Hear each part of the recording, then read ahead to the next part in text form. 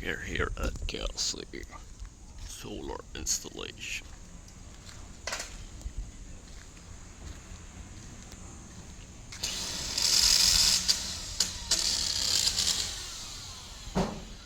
Maglalagay siya guys ng expansion bolt.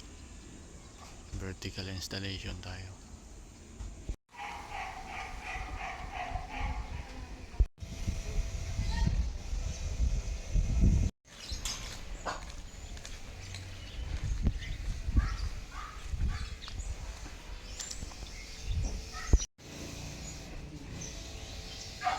Sige, maglinis lang kayo ng aircon.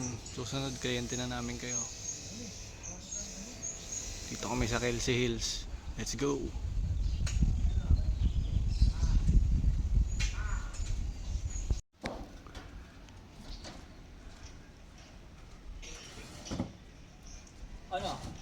Yan, naglagay na ng bracket.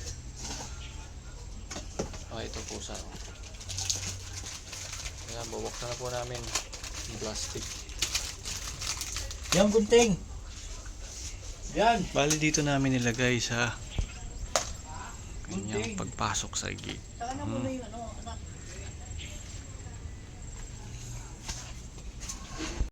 Nahanap na yung gunting, kaso pangiro. Magunting pa.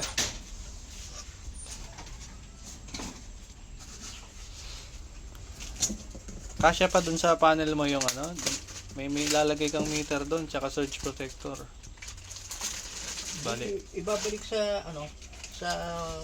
sa luma. Yan, bumukas na guys. Configure na tayo.